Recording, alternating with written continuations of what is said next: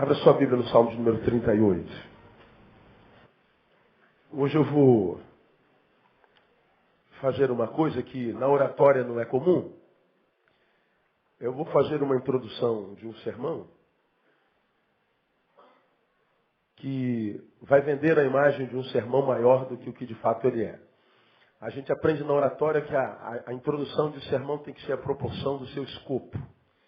Eu não posso, na introdução, oferecer um produto como que fosse uma Ford Ranger. Não, a Ranger já passou, já está velha. Diga aí um carro bem modernão, um carão bonitão.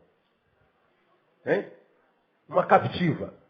Não posso vender uma captiva, né? Apresentar uma captiva na introdução do sermão e depois quando a gente entra no sermão tem um Fusquinha 66.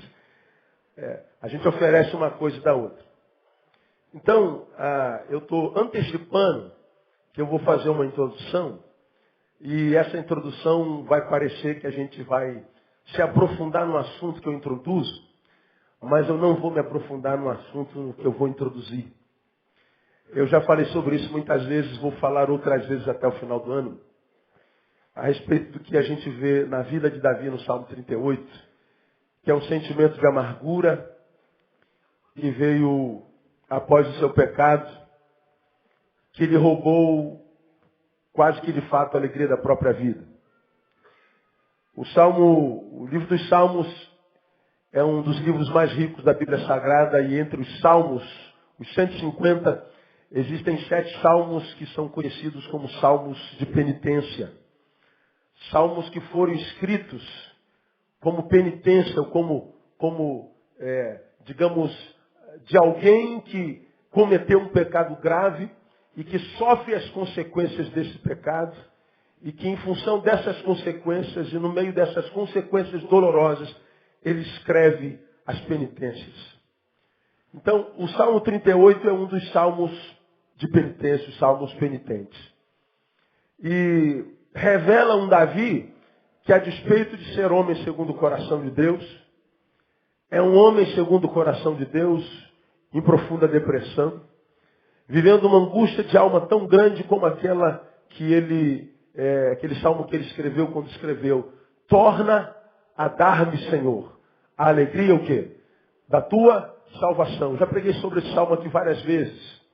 Torna a dar-me a alegria da tua salvação. Davi não tinha a ideia de que tinha perdido a salvação, ou que por causa do seu pecado Deus se afastou dele e riscou o seu nome do livro da vida. Não, ele acreditava, porque Deus não era igual a ele, Deus é maior do que ele, que a despeito do que ele tinha feito, Deus continuava amando-o, porque ele sabia que Deus não nos ama pelo que fazemos, Deus nos ama pelo que somos. Não há nada que a gente possa fazer que faça Deus nos amar menos ou nos amar mais. Eu posso cometer os mais hediondos cometimentos, os mais hediondos pecados, que Deus não vai me amar menos por causa disso. E eu posso cometer os mais lindos, os mais sublimes gestos de solidariedade, que Deus não vai me amar mais. Deus me ama da mesma forma, Deus chama da mesma forma, façamos o que nós façamos. O problema dos nossos pecados, dos nossos erros, dos nossos equívocos, são que esses trazem consequências muito dolorosas e que muitas vezes geram dores e trazem consequências de enfermidades tão profundas que muitas vezes, como diz ele mesmo no outro salmo a gente fere sem que haja a possibilidade de cura. Bom, trabalhando 20 anos com gente, a gente vê isso de forma muito clara. Eu poderia citar nomes aqui de pessoas que cometeram coisas tão terríveis na vida, que mesmo depois de salvos, carregam consequências que vão ter que carregar até o final da vida. Estão salvas. Deus perdoou em Jesus pelo Espírito. Mas a despeito do perdão, carregam sequelas tão profundas, muitas vezes no corpo ou na alma, que a despeito da obra de Deus na vida, ainda assim não conseguem se curar. E é disso que Deus quer nos livrar quando Ele nos insta a que nós vivamos uma vida pia, uma vida decente, uma vida que vale a pena ser vivida. O Salmo 38 é a oração de um pecador arrependido, é Davi, que por causa das suas práticas viu a vida ser roubada de si, viu a alegria ser tirada de si, sacada de si, ao ponto de ele entrar numa agonia de alma e em outras condições orar, Senhor, torna a dar-me alegria. E o que é grave nisso é que a Bíblia diz que a alegria do Senhor é o quê? A nossa força. Ele está dizendo, Senhor, eu não tenho força nenhuma para viver.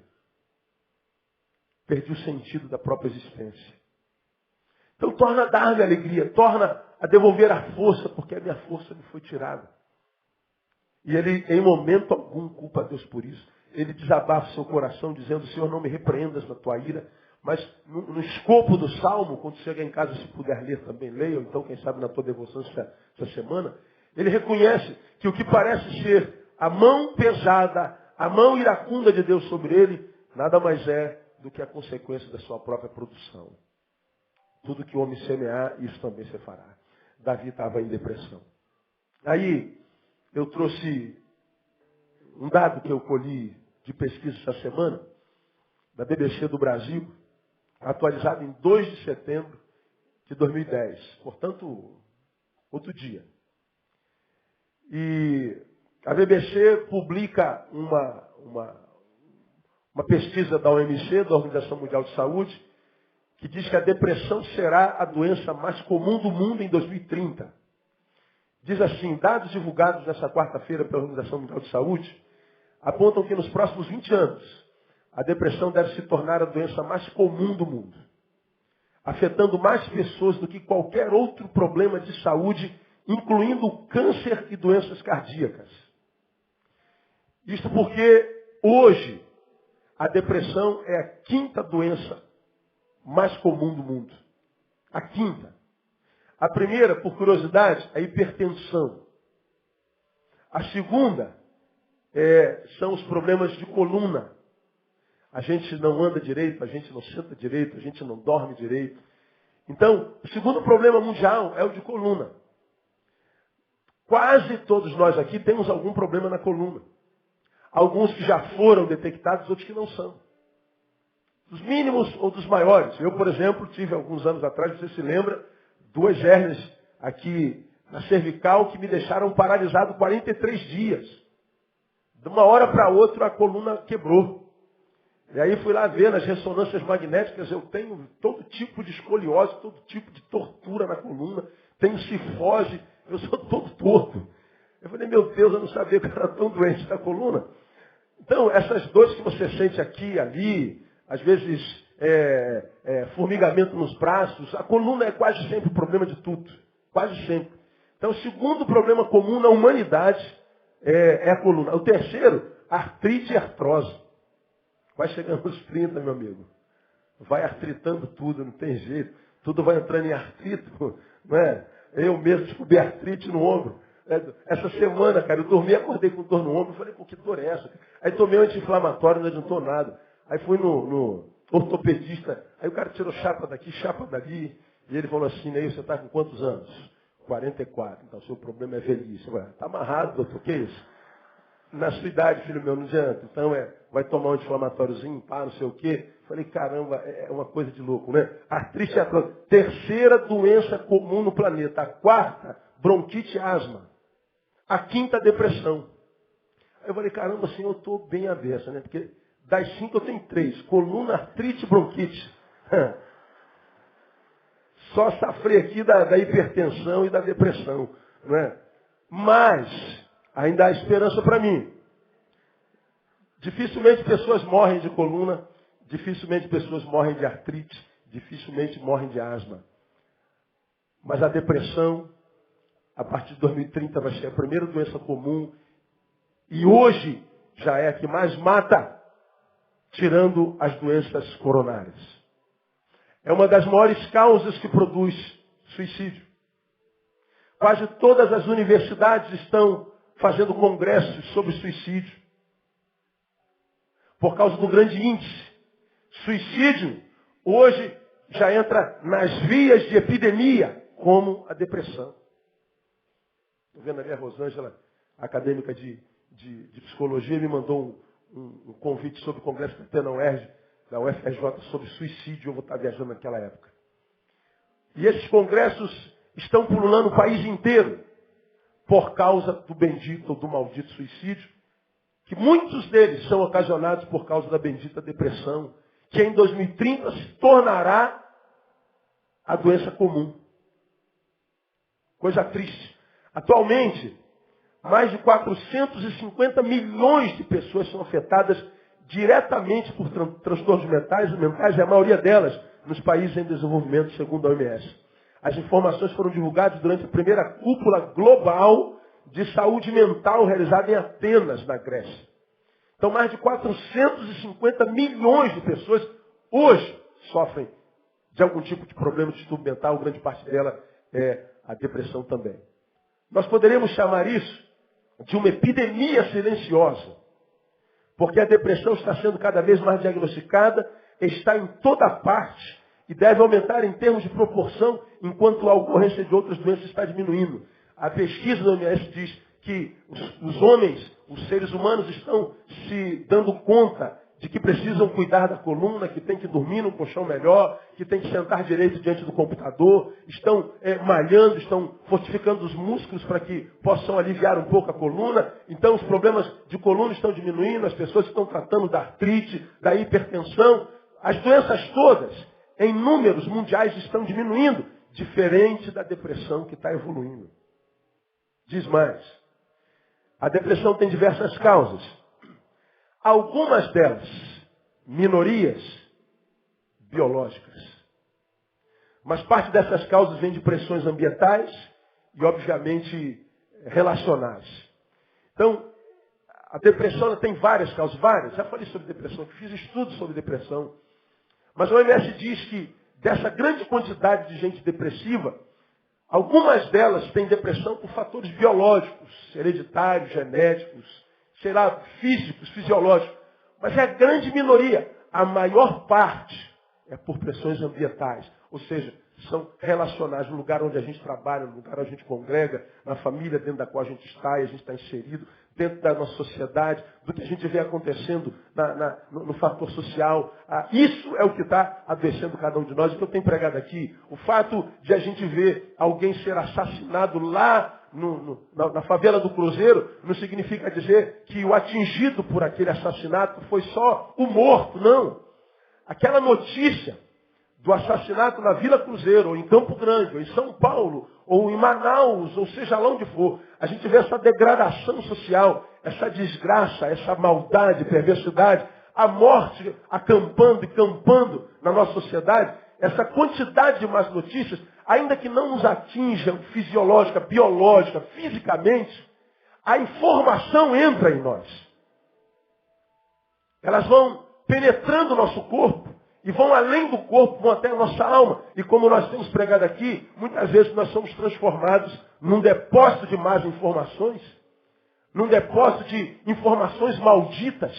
Somos testemunhas oculares da perversidade da sociedade e essas informações perversas vão se acoplando na nossa alma, nas paredes do nosso ser, e vão, depois de acopladas na parede do nosso ser, impedindo que quando as coisas boas entrem, toquem no nosso ser também, porque elas ficam entre as coisas boas e o nosso ser.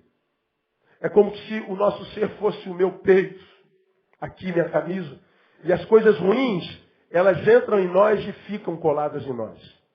Quando coisas boas acontecem, elas entram em nós, mas elas não conseguem nos tocar, porque nós estamos impermeabilizados pela coisa ruim.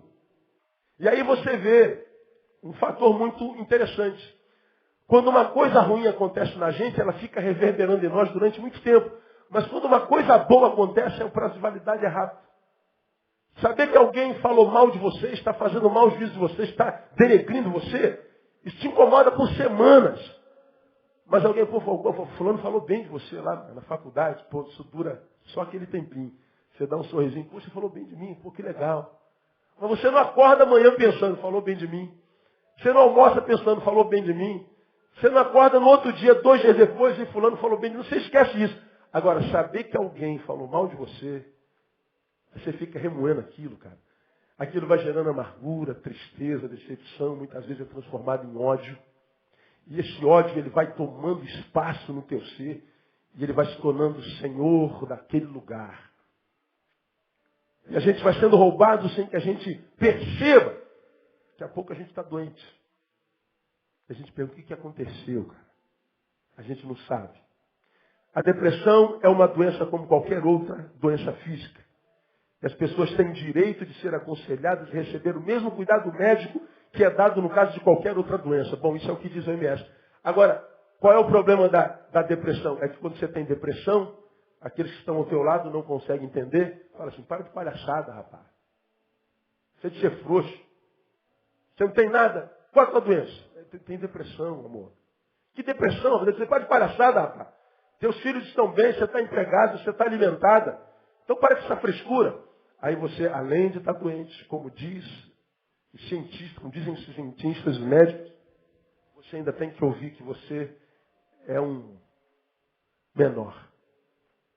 Isso agrava a situação. Então a depressão é uma realidade muito grande no nosso contexto. Eu me assusto com a quantidade de gente desistente da vida com as quais eu me encontro todo dia. Cada manhã, amado, de segunda-feira, quando eu abro a minha caixa de e-mails, tem lá entre 100, 150, 200 e-mails dia. Muitos testemunhos de vitória, muita coisa gostosa de se ouvir, mas muita coisa ruim. Muita confissão, muito compartilhar de essências adoecidas. E que impressionam, mas impressionam muitas vezes ao ponto de ler aquelas notícias.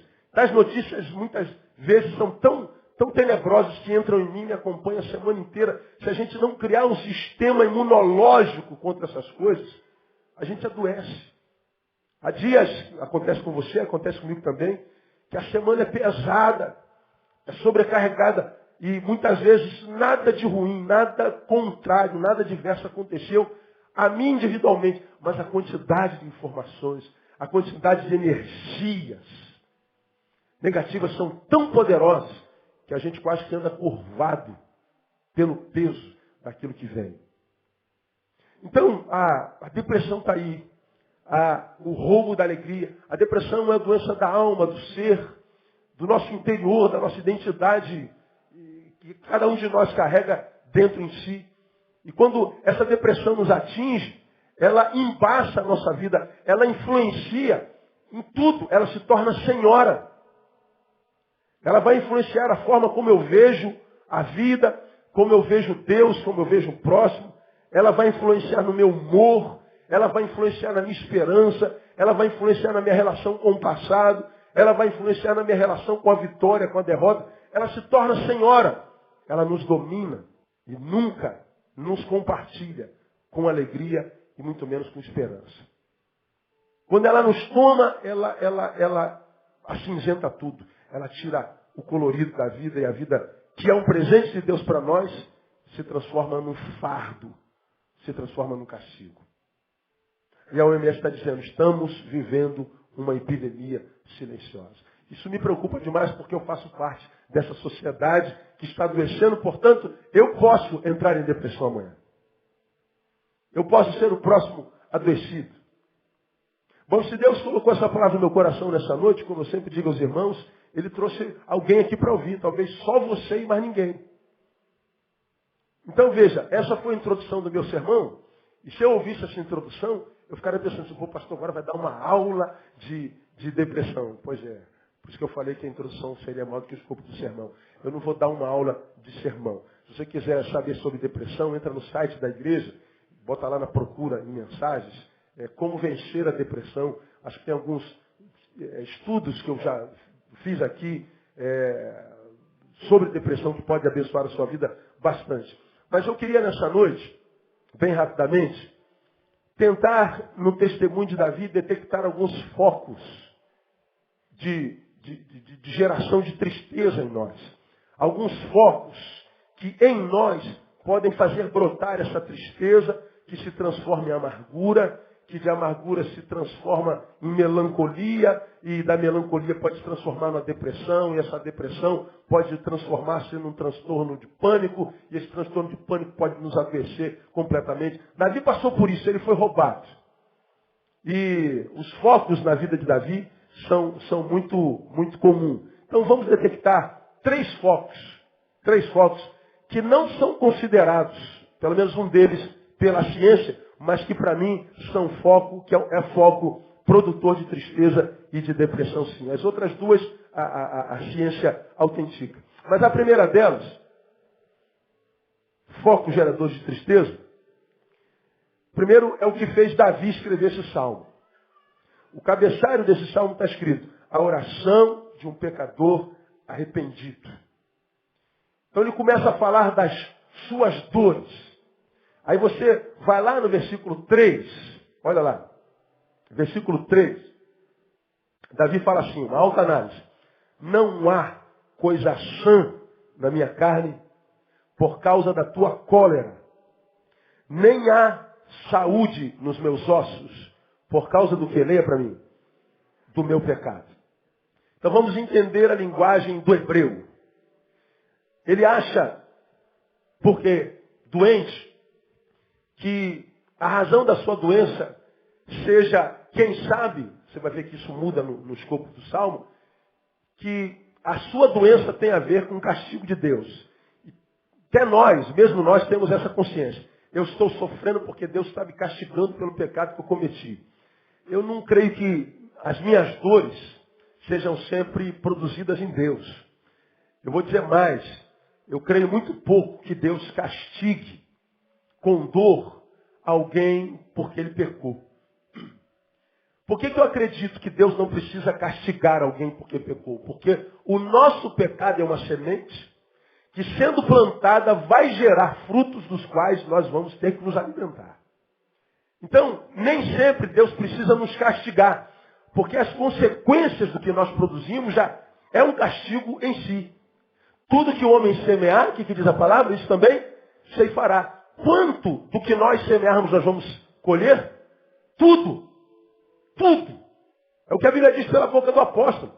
Tudo, né? E o que você semear? Tudo. E mais, tudo que sai de mim é semente. Tudo que eu produzo no caminho é semente. Jesus diz que de cada palavra, por exemplo, cada palavra que sai da minha boca, ele diz lá em Mateus, eu vou dar conta a Deus. De cada palavra. E ele diz que na minha boca há uma língua que tem poder, porque ela pronuncia a palavra, de gangrenar, de incendiar um grande bosque. Ele está dizendo que na minha boca há poder para que eu incendeie, ou seja, para que eu destrua tudo que a vida ou Deus me deu. A palavra diz que a vida e a morte estão no poder do quê? Da língua. Então você tem poder de matar e de gerar vida.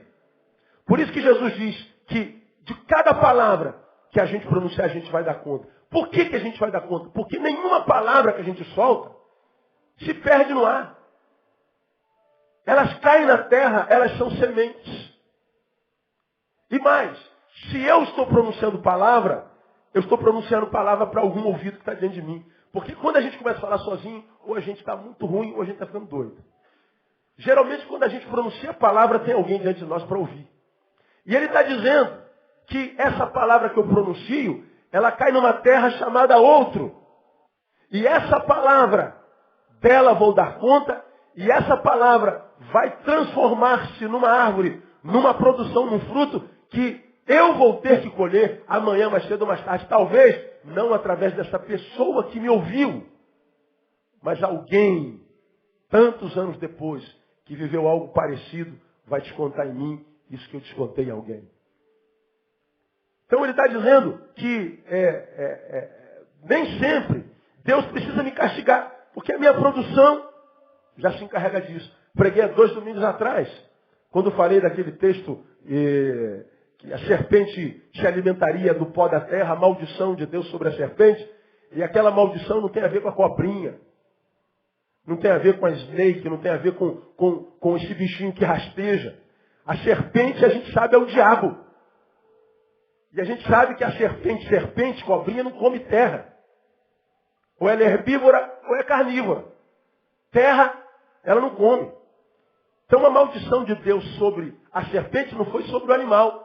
Foi sobre a serpente. O diabo disse: Satanás, você só vai se alimentar do pó da terra. Mas o diabo também não come pó. A gente aprendeu que pó da terra é a produção humana. À medida que eu vou vivendo, andando, eu vou produzindo. Eu vou levantando poeira, vou deixando dejetos da minha própria vida. E aí, à medida que eu vou produzindo enquanto vida, o diabo vai se alimentando. De modo que o diabo é, na vida de qualquer um, de cada um, a proporção da nossa produção. Por isso, quando eu vivo uma vida santa, a minha produção é tão pequena em pecado e em coisas negativas, que o diabo, diante de mim, é um ser inanimado, é um ser em inanição. Não tem poder nenhum sobre a vida do santo. O diabo é uma formiga, porque ele não tem alimento do santo. Agora, quando eu vivo uma vida carnal, uma vida longe de Deus, uma vida sem qualquer compromisso com a palavra e com Deus, as minhas produções são gigantescas. Eu vou andando e há um lixão atrás de mim. E o diabo se alimenta do que eu produzo. Na vida de alguns, portanto, o diabo é um gigante. Agora, quem criou esse diabão foi você. Quem criou esse diabinho foi você. Por que o diabo faz e acontece na vida de alguns e em outros ele não chega nem perto? Porque em algumas famílias ele faz o que faz, destrói, acaba com tudo. Acaba com projetos, sonhos, relacionamentos. Em outras casas ele nem bate na porta, não entra nem no portão.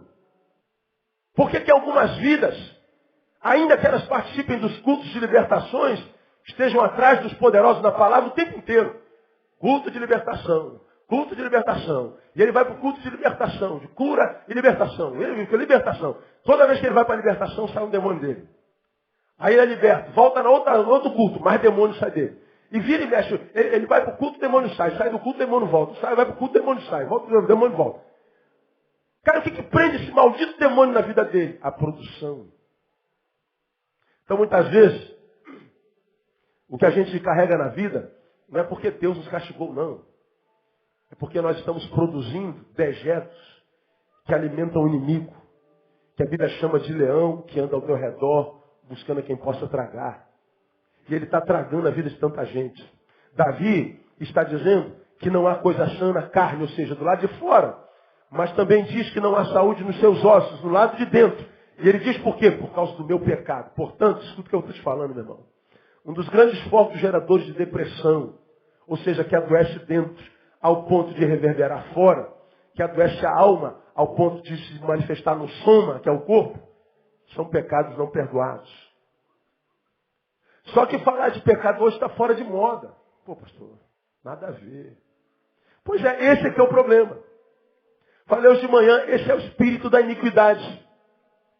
A gente peca e não sente mais o temor dele, o peso dele. Ele se tornou bichinho de estimação. Ele se tornou algo tão presente que tem me afastado da presença de Deus, tem roubado o meu apetite espiritual. Por exemplo, quando a gente está doente, sei lá, estamos com alguma infecção e essa infecção dá febre. Um dos primeiros sintomas, quando a gente está doente, febril, qual é? Falta de quê? De apetite. Aí você fala assim, meu filho, você tem que comer. Mãe, não estou com fome, não estou afim. A boca fica amarga. A boca fica ruim. A gente perde a vontade de se alimentar. Ora, quando a gente perde a vontade de se alimentar, mesmo que a gente seja um glutão, alguma coisa está errada, eu estou doente. Agora, na vida espiritual acontece a mesma coisa. Você não tem mais apetite espiritual. Você tem a Bíblia em casa, na qual você se alimentava constantemente. Hoje ela está lá como eu costumo brincar, uma brincadeira de mau gosto. Você olha para a Bíblia e diz, estou contigo e não abro. Agora, você não foi assim sempre. Você já teve prazer na comunhão, na oração, na ministração, na adoração. Mas hoje você não tem mais apetite espiritual. Esse apetite ausente, na cabeça de alguns, soa como amadurecimento intelectual. Eu estou entendendo melhor as coisas. Eu estou evoluindo. Estou descobrindo que eu não preciso depender tanto de Deus. Não entra nessa. Porque você está diante de um impostor que habita dentro de você. Deus nos criou para a glória do seu nome. A razão da nossa vida é responder ao chamado amoroso de Deus. Na razão da nossa vida, Deus nos criou para relacionamento. Deus nos criou para vivermos juntos. Agora o problema é que a gente adoece espiritualmente, não percebe que adoeceu e nem tem consciência de que nós estamos perdendo o apetite. Quem não se alimenta morre. E como eu tenho ensinado os irmãos, a gente morre naquela morte que o diabo imprime. Mata sem tirar a existência. Você continua vindo à igreja, continua fazendo, continua produzindo, mas morto. Só que a produção de um defunto não gera alegria, porque defunto não se apetece com nada. Defunto não tem sabor, não tem apetite. Não há nada que você possa dar a alguém que morreu que faça esse defunto se sentir alegre. Não há nada que se dê a um defunto, por mais precioso que seja, que faça-o sentir-se vivo e está morto. O que Davi está dizendo é que o pecado tem esse poder de me roubar de mim, de me roubar de Deus, de desconfigurar o plano de Deus em mim, de me roubar o apetite espiritual, de modo que não me alimentando espiritualmente, eu adoeço. Sou tomado por raquitismo espiritual. Sou tomado por inanição espiritual. Sou tomado por uma doença existencial que pode comprometer todo o meu relacionamento com Deus e com a vida. Porque quando a gente se afasta de Deus, não tem jeito, a gente está se aproximando de alguma coisa. Ato contínuo. Está se afastando de Deus? Estou. Então você está se aproximando de alguma coisa. É porque está se aproximando dessa coisa, você está se afastando de lá. Ele diz, quem comigo não ajunta, faz o quê? Quem não é comigo é o quê? Não existe meio termo. Falei sobre isso outro dia. Então a gente vai se desapegando, deixando de ser aquele que a gente era e que era com sabor.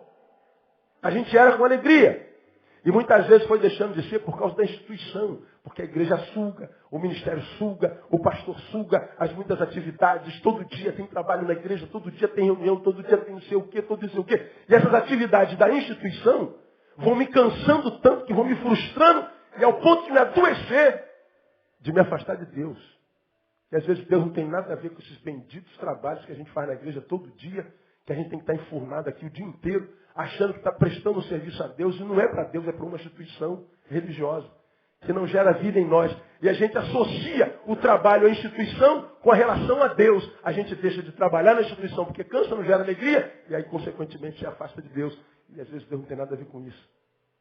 A gente acaba adoecendo dentro da própria igreja, por causa das múltiplas funções que absorvemos, por causa da forma como desenvolvemos essas funções e por causa do excesso de reuniões e atividades que, se não fossem feitas, não perderemos nada.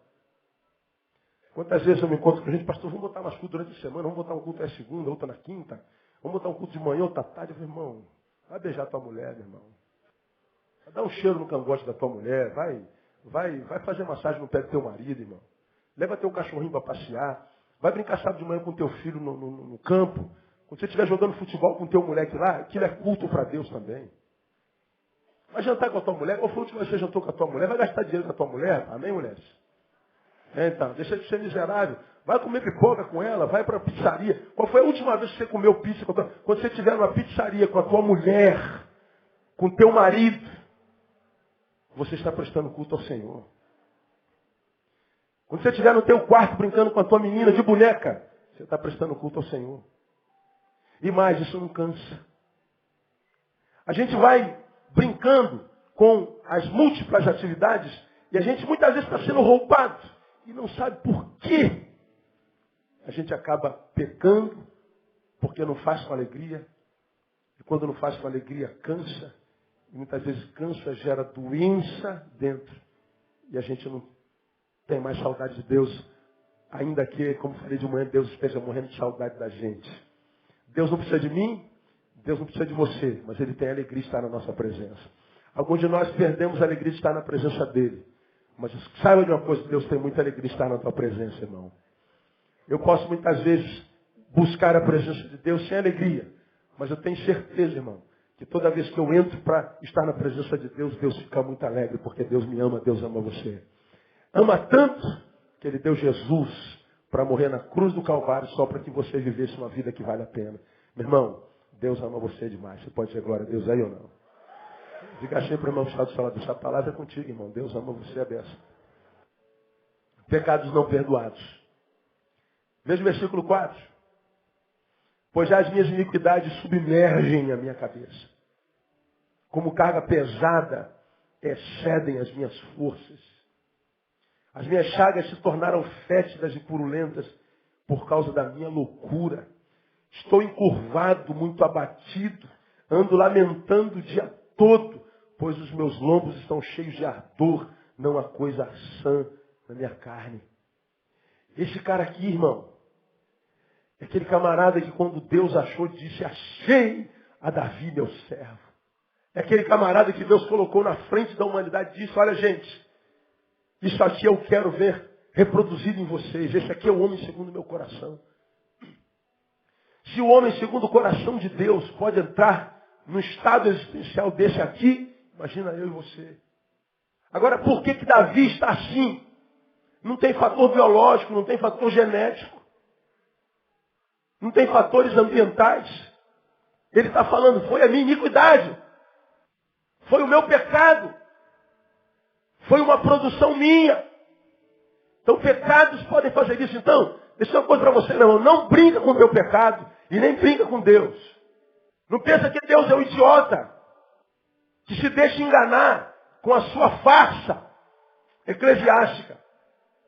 Não pensa que Deus se impressiona com aquilo que você é no meio da multidão, com aquilo que nós somos aqui. Deus conhece o nosso interior. Quando eu digo para você não se enganar, eu não estou dizendo para você morrer de medo, que Deus vai pesar a mão. Não, Deus não precisa. Nossos pecados bastam.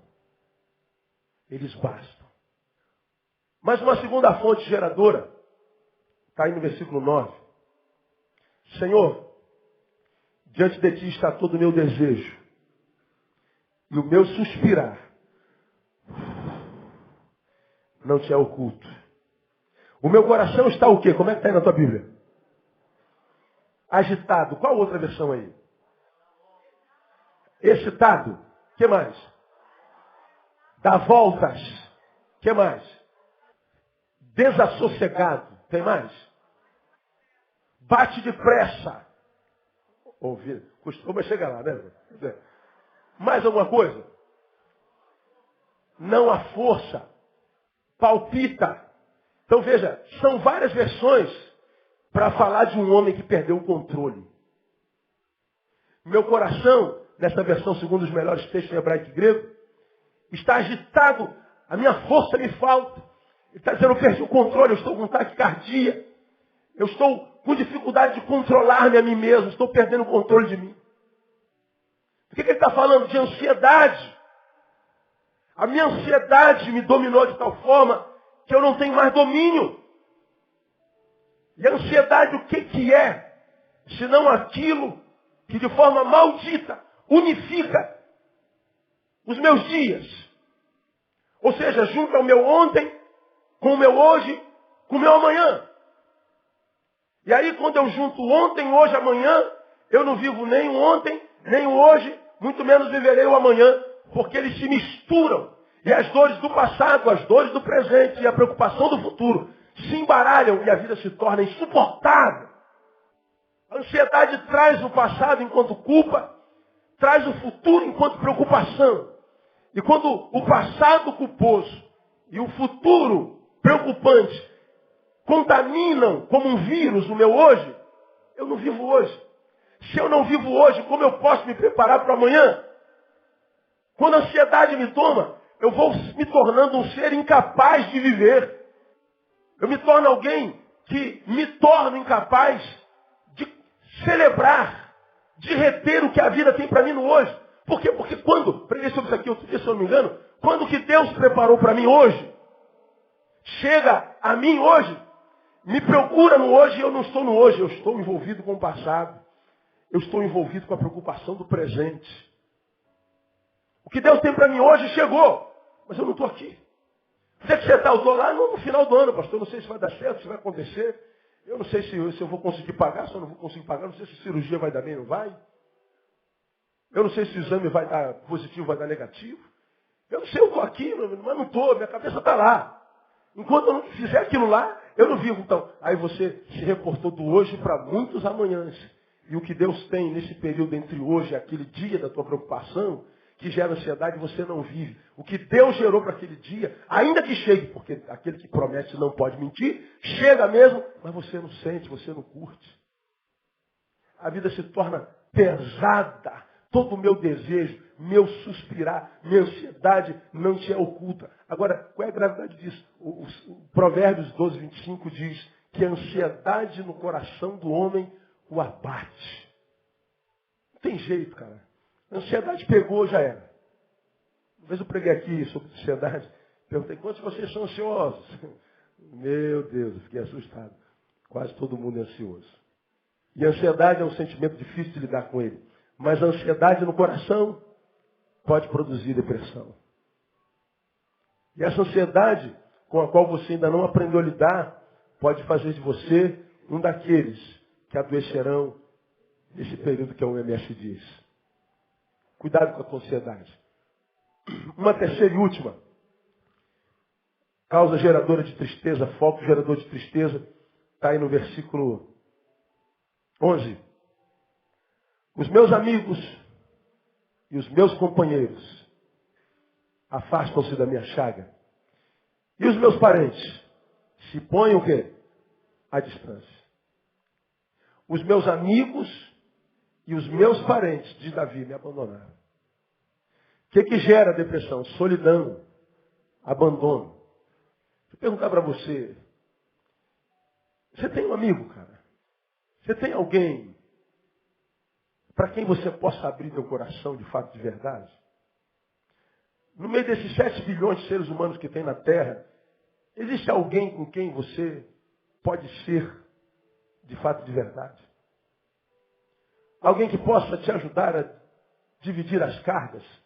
Lembra das más notícias que vão impregnando o nosso ser, vão impermeabilizando a nossa alma, de modo que quando as coisas boas chegam, batem nela, mas não chegam até a gente e vão se correndo. Essas coisas que entram em nós, se nós não as tratarmos, compartilharmos, porque elas se transformam em medo, elas se transformam em complexos, geralmente de inferioridade, elas se transformam em insônia, elas se transformam em transtornos de toda ordem. Nós vemos na sociedade que cada dia conhece um transtorno novo.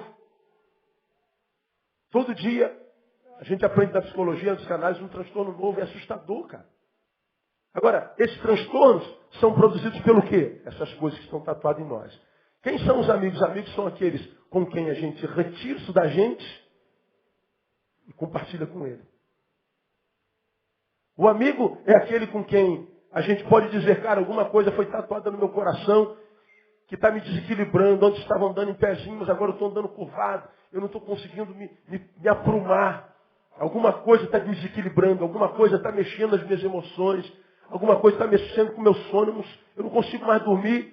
Eu não consigo mais me alegrar com nada. Eu não consigo mais ter esperança. Eu não consigo sonhar. A visão que eu tenho de mim é muito negativa. Alguma coisa está acontecendo. Pois é, compartilhar isso já é começar a dividir a carga.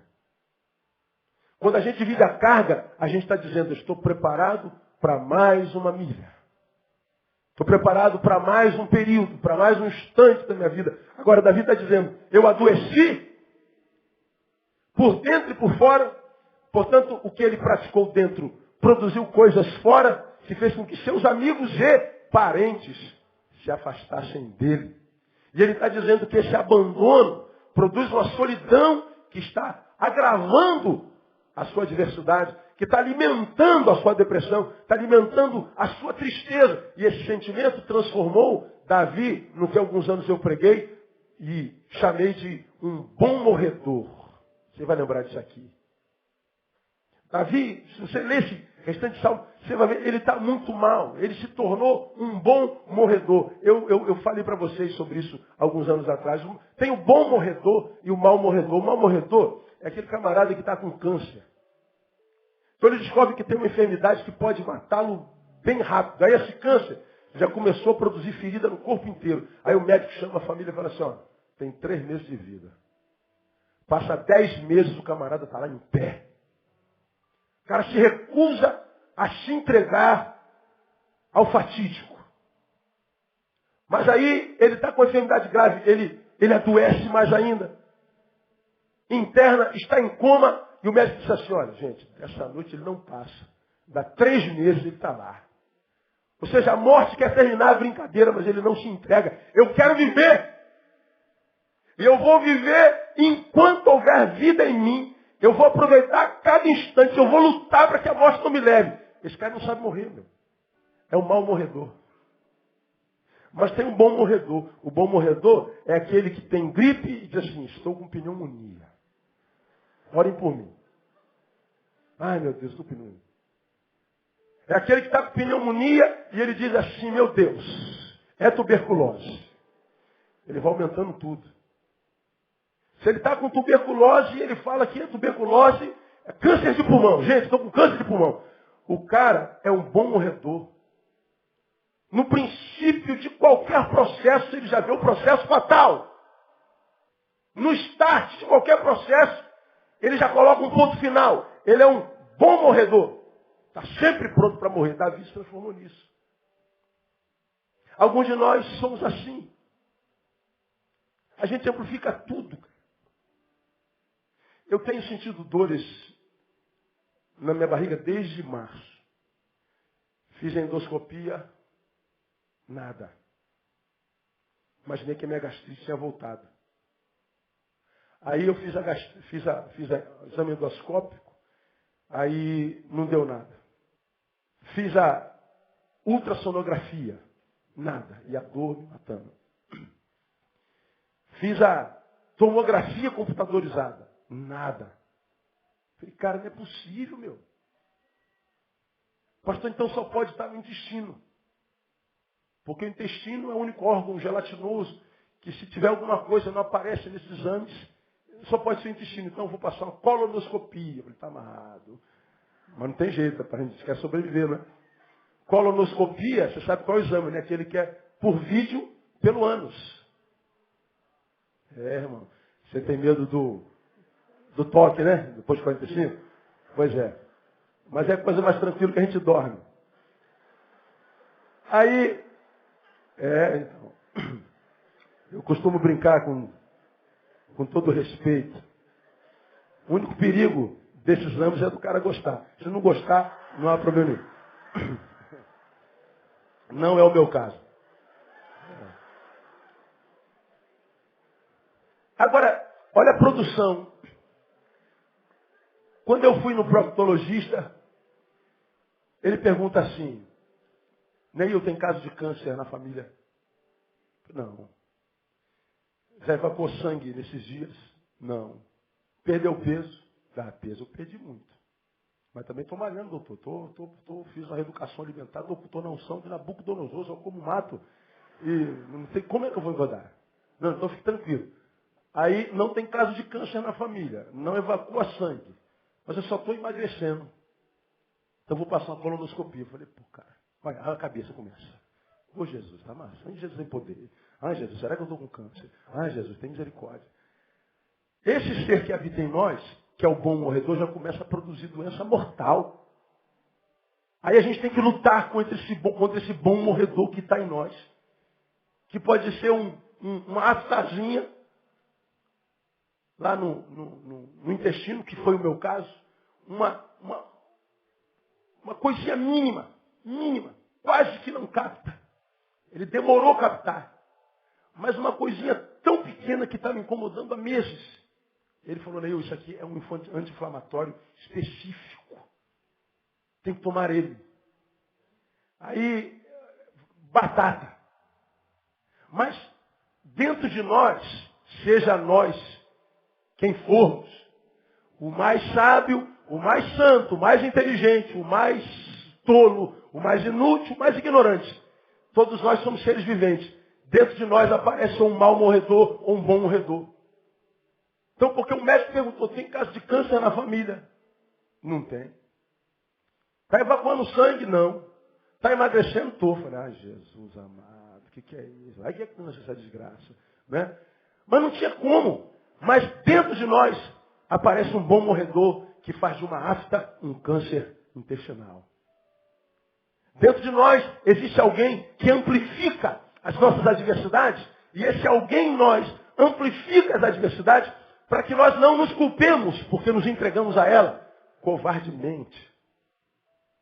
Não, eu estou caído, estou quebrado, eu estou entregue, eu estou derrotado, mas olha o tamanho do meu problema. Só que esse tamanho desse problema, quem criou foi você.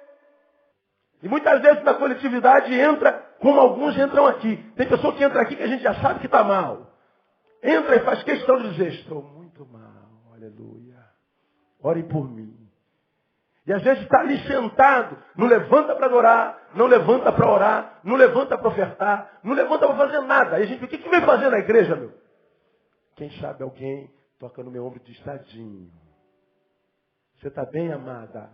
Amado? Não, estou bem não estou ruim. Aleluia. Ore por mim. Aí alguém bota a mão e ora por ela. E essa oração, essa mão no ombro, nem sempre é bênção, é maldição. Porque está alimentando o impostor.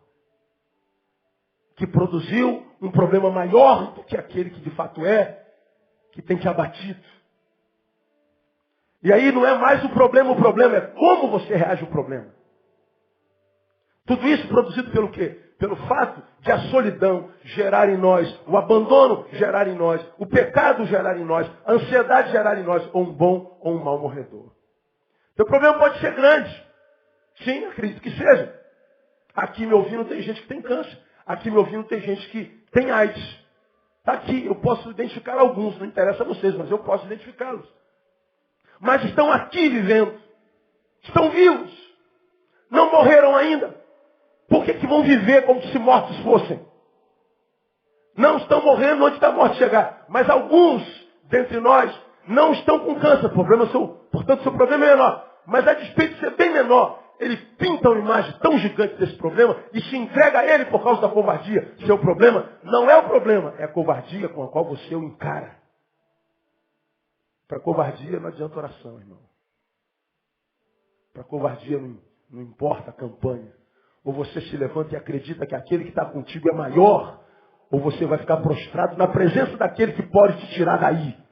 Como eu já preguei aqui, nós temos que parar de ficar dizendo para Deus o tamanho do nosso problema, temos que dizer para o nosso problema o tamanho do nosso Deus. E quando a gente faz isso, o nosso problema sabe com quem ele está se metendo.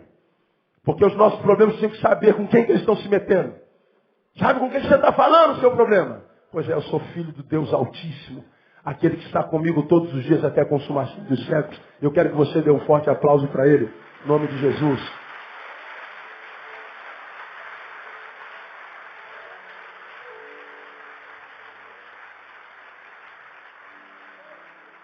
Focos geradores de depressão. Pecados. Ansiedade. Solidão. Bom. Para a gente caminhar para o final, como é que a gente pode vencer esses focos geradores de tristeza na alma? Porque, como você tem aprendido pela palavra, Deus não permite que nenhum problema que seja maior do que nós, a nós chegue. Ele diz que nenhuma provação é maior do que aquela que você possa suportar. Então a palavra de Deus é o seguinte, chegou até você, meu irmão? Chegou. Então você é maior do que isso. Ah, mas eu não acredito. O problema é seu. Mas que você é maior, você é. Teu problema, portanto, não é teu problema, é a visão que você tem dele. Porque o que Deus ensina quando diz que não vem provação, que seja maior do que a gente possa suportar, ele está dizendo, você, se chegou até você isso, você é maior do que isso. Então você só precisa acreditar. Então eu queria que você me ajudasse, não está ao seu lado, ó. Você é maior do que isso aí. Ele sabe do que você está falando. Ele sabe do que você está falando. Você é maior. Mas pastor, você não conhece o meu problema. Eu não conheço. Mas eu conheço o Deus que você serve. E o Deus que você serve não fala besteira, não joga conversa fora. Se ele falou que você é maior, é porque você é maior. Acabou. E nós somos o resultado da nossa fé, irmão. Nós somos aquilo que a gente acredita ser. Então você pode vencer esse negócio aí.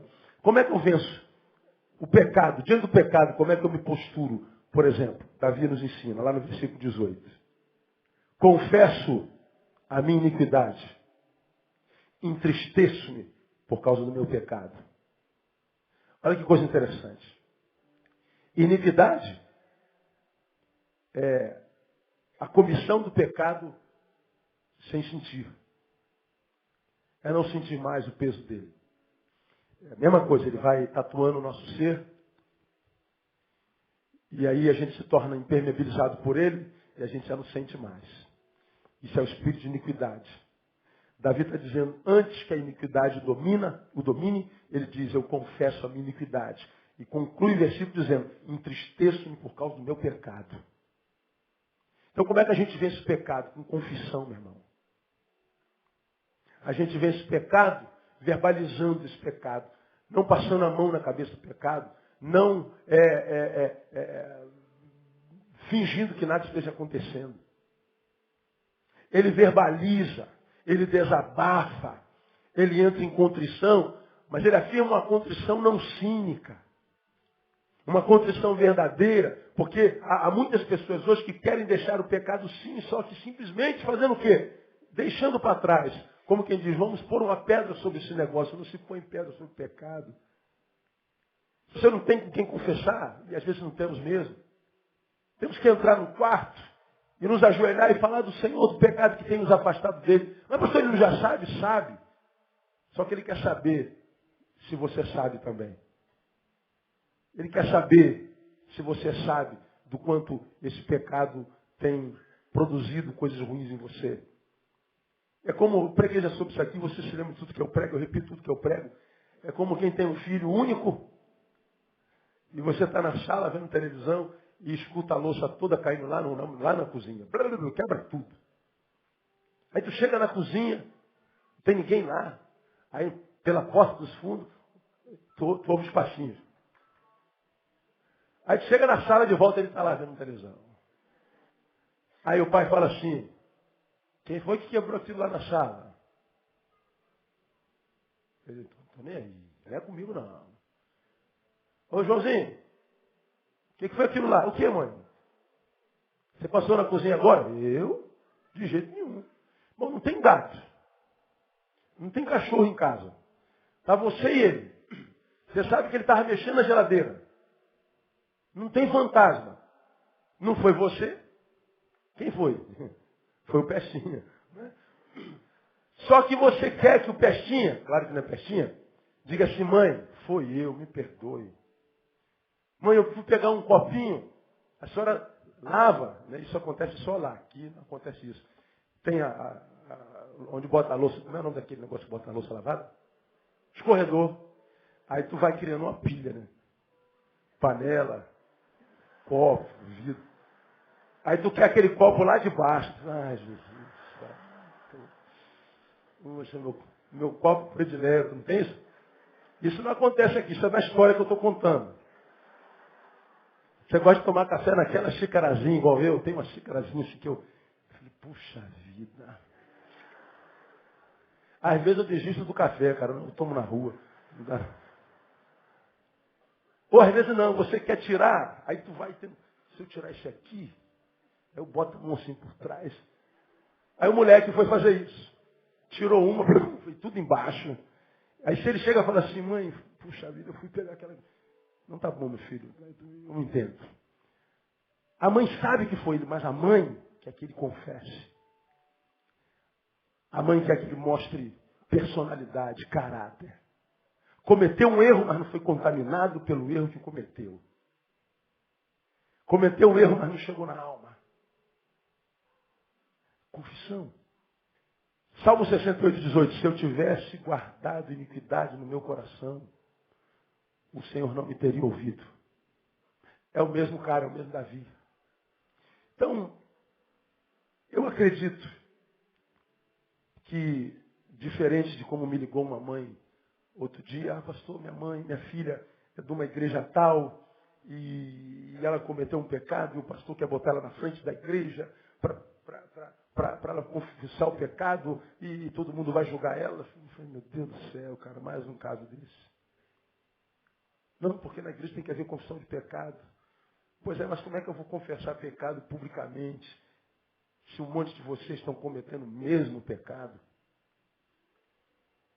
Estão no mesmo equívoco, estão mais longe de Deus do que a menina.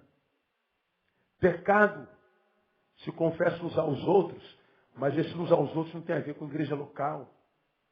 Tem a ver com aqueles 2 ou 3 reunidos em meu nome. Quando ele fala de 2 ou 3 reunidos em meu nome, ele não está dizendo que só está se houver 2, não um. É que ele sabe que no meio de uma multidão como essa, não estão todos reunidos no nome dele. Quem sabe no meio de uma multidão dessa, existem 2 reunidos no meio dele, em nome dele. Então quando você for confessar, não confesse para todos. Tente achar os 2 que estão reunidos no meio, no nome dele. E se não achar, fale com Deus no quarto. Porque Deus é mais humano do que a maioria dos seres humanos que a gente conhece. Diante das ansiedades, Davi ensina, 21 e 22. Não me desampares, ó Senhor. Deus meu, não te alongues de mim, apressa-te em meu auxílio, Senhor. Minha salvação. O que ele faz? Ele toma uma atitude de oração. Ele olha para cima, fala com Deus, deságua diante dele suas ansiedades e faz como Paulo ensina em Filipenses capítulo 4, em tudo sejam conhecidas diante de Deus as vossas petições. Ele está ansioso pelo que vai acontecer. Ele está dizendo, Senhor, eu quero colocar tudo na tua mão, porque eu não posso fazer nada a respeito do amanhã. Eu não posso acrescentar meio centímetro de altura à minha estatura. Eu não posso ter ingerência nenhuma sobre o meu passado. Eu não posso mudar absolutamente nada a respeito do que não é e futuro não é, não existe. Eu não tenho como interferir no meu amanhã e no meu ontem. Então me ajuda a viver apenas o que eu tenho. Tudo que eu tenho é hoje.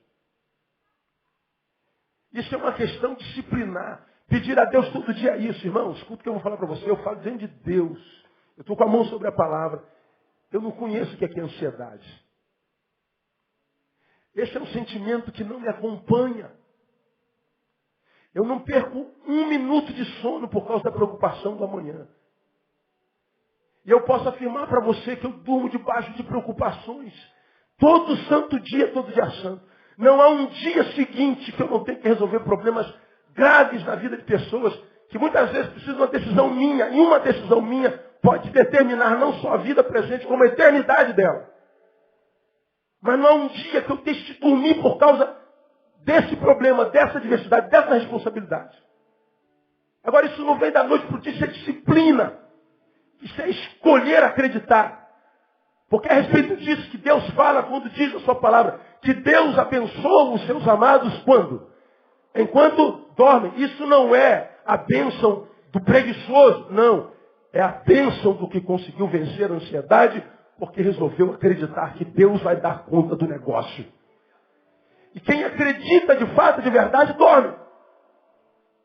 Então o que a gente tem que pedir a Deus? Me ensina a dormir, Deus. Me ensina a dormir. E ensinar a dormir é ensinar a crer. Quero crer de tal forma que eu entregue na tua mão os meus amanhãs, acreditando que basta cada dia o seu mal. Eu já tenho tanto mal hoje, eu não posso trazer o de amanhã nem o de ontem. Me ajuda a entregar para que eu possa dormir. Porque quem dorme bem, acorda bem. Quem acorda bem, vence o dia. Quem dorme mal, acorda mal. Quem acorda mal é vencido pelo dia. Então se ele diz que eu posso dormir, se ele diz que ele cuida, eu preciso crer. Nós precisamos exercitar a fé. Porque a fé é o melhor sonífero. A fé é o melhor calmante que a gente tem. Entregar a Deus, mas isso é entregar de verdade. Isso é fazer todo dia. Até que isso se torne hábito. Porque todo hábito que a gente tem porque foi praticando dia após dia, um após o outro, ano após ano, virou hábito. Se a gente adquire o hábito de orar, o hábito de entregar, o hábito de tentar descansar, eu não consegui nesse mês, mas tem mais um mês para frente, tem mais 2, tem mais um ano. Vai fazendo. Vai chegar uma hora que acontece, irmão. Vai acontecer, mas só acontece na vida de quem tenta.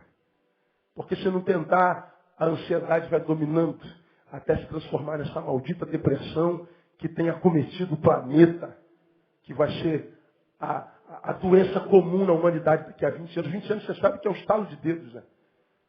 Passa rápido. E diante da solidão, a ansiedade faz de nós muito afoitos a ponto de acharmos a oração uma perda de tempo. Isso é verdade, quase que eu não falo isso. Estou tão ansioso para que a coisa aconteça que orar é perder tempo.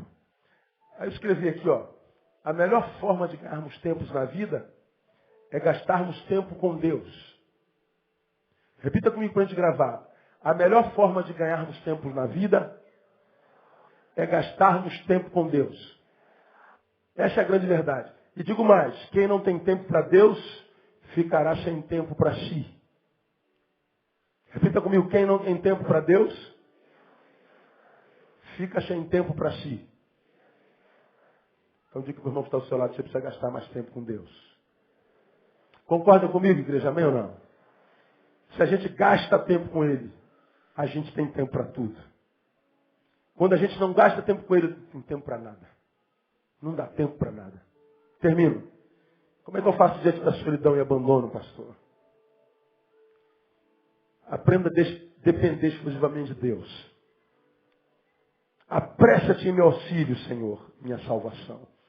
É o versículo 22. Por que ele está falando assim? Apressa-te em meu auxílio. Porque ele descobriu que o auxílio de Deus não viria mais através dos homens, porque os amigos abandonaram e os parentes viraram as costas. Então ele está dizendo, eu preciso aprender a depender mais de Deus.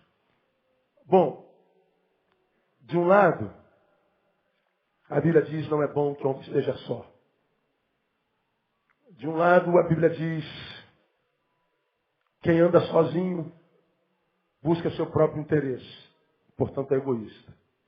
Insurge-se contra a verdadeira sabedoria, portanto é burro.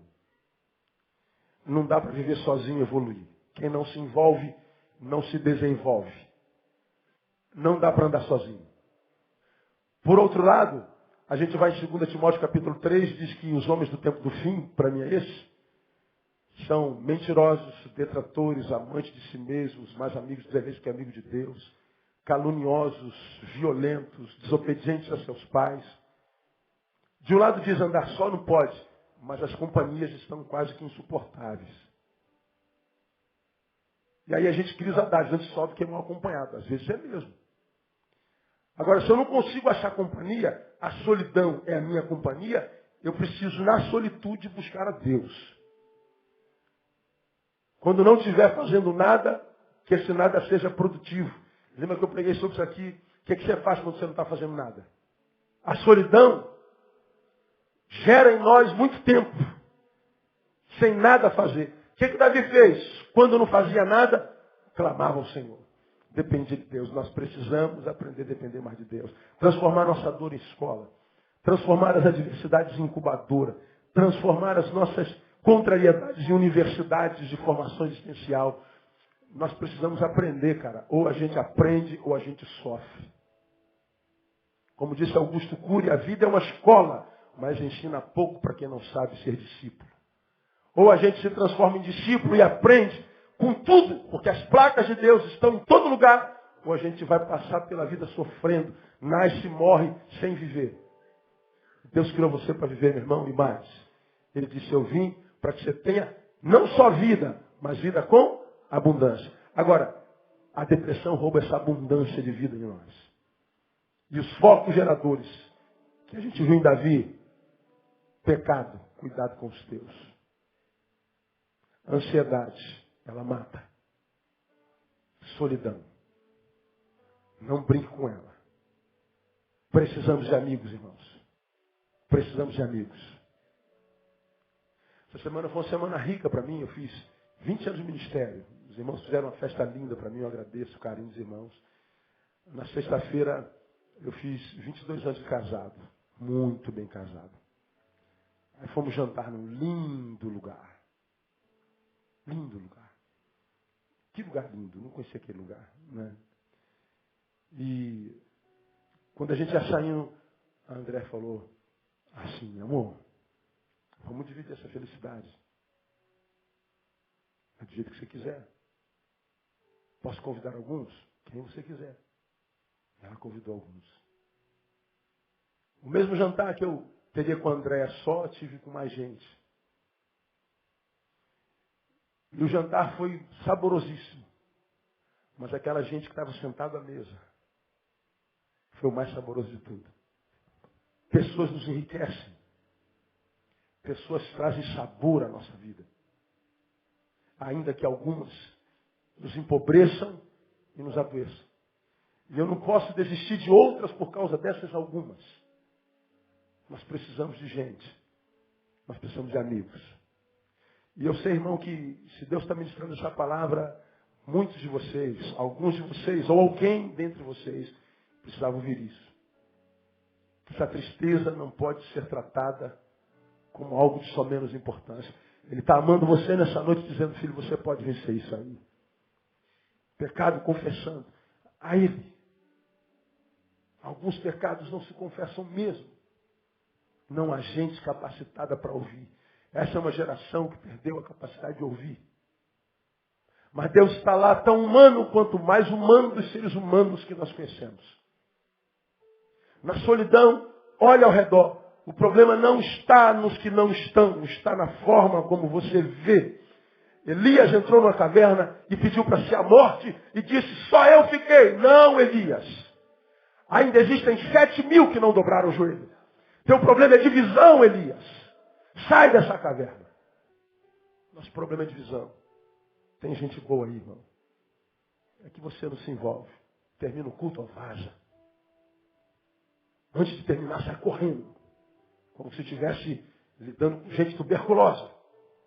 E às vezes o melhor do culto é o final do culto.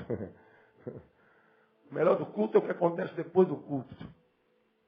De repente tem gente olhando para você que já está amarradão em você.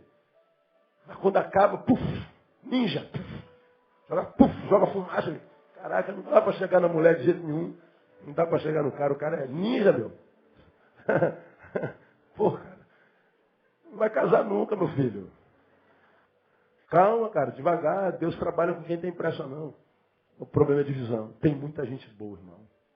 Muita gente boa. E na ansiedade, conscientizar-se racionalmente. Você não pode fazer nada sobre o amanhã se não acreditar que o Deus que a gente serve é o Deus de todos os amanhãs. Eu estou aqui no hoje, não tenho nenhuma ingerência sobre amanhã. Agora Deus não, olha. Aqui, ó. Passado, presente, futuro. Deus está de cima, vendo passado, presente e futuro. Para ele tudo é a mesma coisa, é uma linha histórica. Então ele sabe o que você fez ontem, ele sabe o que você está fazendo hoje, e pode mudar tudo com relação a amanhã, dependendo da tua postura. Mas você está tentando tomar o lugar de Deus e dar um jeitinho. Não dá jeitinho não, irmão. Não há o que fazer, o que está remediado, remediado está. Diz assim, Senhor, o bagulho está feio. Mas vou entregar esse bagulho na tua mão. Porque eu tenho mais o que fazer, eu vou dormir. Você vai falar, agora você entendeu, meu filho. Vai dormir porque eu te amo. E eu abençoo os meus amados enquanto dormem. Diga, irmão, que está vai dormir, irmão. Aplauda o Senhor bem forte.